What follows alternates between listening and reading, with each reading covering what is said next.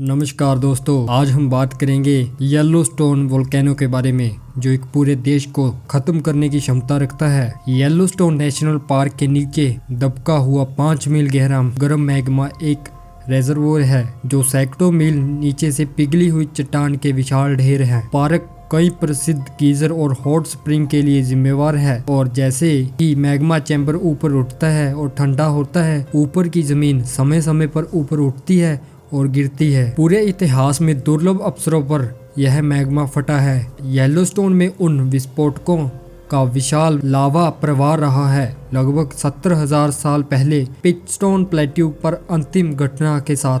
लेकिन येलोस्टोन पर इतना ध्यान क्यों जाता है? इसका कारण विनाशकारी सुपर विस्फोट की संभावना है। एक सुपर विस्फोट कुछ भी है जो ज्वालामुखी विस्फोट सूचक पर 8 या अधिक परिमाण को मापता है, जिसमें कम से कम 1000 क्यूबिक किलोमीटर सामग्री निकल जाती है, यानी दिल्ली से मुंबई तक को 5 फीट गहरा दफनाने के लिए काफी है। ये सुपर विस्फोट सबसे बड़े विस्फोटों की तुलना में 1000 गुना अधिक शक्तिशाली है। येलोस्टोन सुपर विस्फोट की तुलना 1980 के माउंट सेट हेल्स विस्फोट के साथ की जा सकती है। येलोस्टोन अपनी यूनिक जियोथर्मल फीचर के लिए जाना जाता है, जिसमें geyser, hot spring, mud port शामिल है। पार्क में सबसे फेमस अट्रैक्शन में से एक ओल्ड फेथफुल है। ओल्ड फेथफुल संयुक्त राज्य अमेरिका के वायमिंग में येलोस्टोन नेशनल पार्क में एक गीजर है। इसका नाम 1817 में वॉशबोर्न लेक फॉर डॉन अभियान के दौरान रखा गया था, और यह पार्क का पहला गीजर था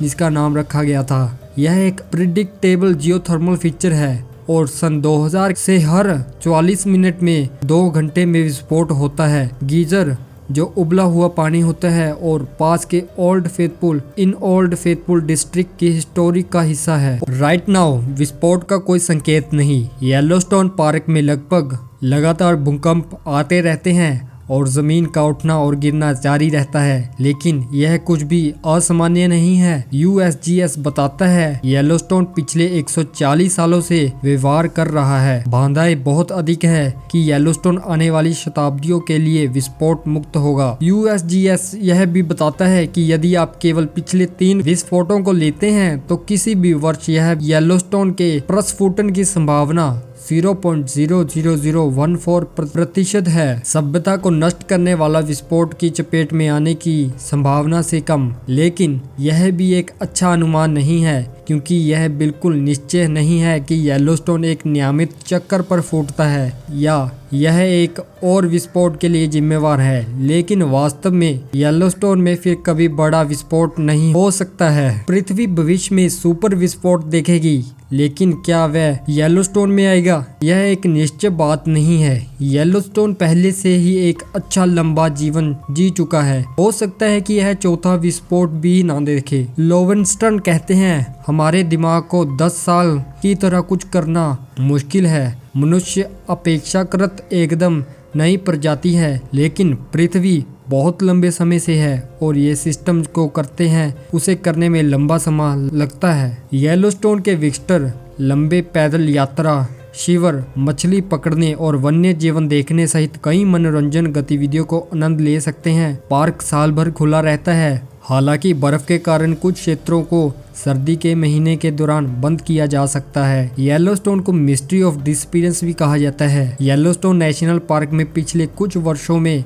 कई लोग रहस्यमय तरीकों से गायब हुए हैं, जिनमें कई लोग बिना किसी निशान के गायब हो गए हैं। कुछ इसका श्रेय पार्क के खतरनाक इलाके और अनप्रेडिक्टेबल वेदर को देते हैं। हाँ, यह सही है। पिछले कुछ वर्षों में कुछ लोग बिना किसी निशानी के गायब हो गए हैं। पार्क में 2.2 मिलियन एकड़ से अधिक का विशाल क्षेत्र शामिल है, और इसमें ऊबड़ खाबड़ इलाके हैं, जिसमें गहरी घाटी, घने जंगल शामिल है, जिससे नेविगेट करना मुश्किल ही नहीं नामुमकिन सा लगता है। इसके अतिरिक्त पार्क में मौसम अनप्रेडिक्टेबल है। अचानक तूफान और तापमान में गिरावट के साथ, जो बिना तैयारी के इस जगह पर आ जाता है उसे सरवाइव करने के लिए बहुत मुश्किलों का सामना करना पड़ता है। येलोस्टोन नेशनल पार्क में कुछ सबसे उल्लेखनीय गुमशुदगी में डेनिस मार्टिन का 6 साल का लड़का शामिल है, जो 1969 में एक पारिवारिक शिविर यात्रा के दौरान गायब हो गया था, और पाल फुगते एक 19 वर्ष का लड़का जो 1980s में लापता हो गया था। दोस्तों के साथ कैंपिंग ट्रिप के दौरान व्यापक खोज प्रयासों के बावजूद इन व्यक्तियों का कोई पता नहीं चला, जिससे अनुमान लगाया जा सकता है कि उनके साथ क्या हुआ होगा। पार्क अथॉरिटीज और पार्क के अधिकारी विजिटर की सुरक्षा को गंभीरता से लेते हैं और येलोस्टोन नेशनल पार्क से जुड़े जोखिमों को कम करने के उपाय को लागू किया है। वह विजिटर को डिजाइन्ड ट्रेल्स पर बने रहने के लिए इनकरेज करते हैं और उन्हें एप्रोप्रिएट गियर और सप्लाईज कैरी करने और वन्य जीव और मौसम की स्थिति जैसे संभावित खतरों से अवगत होने के लिए प्रोत्साहित करते हैं।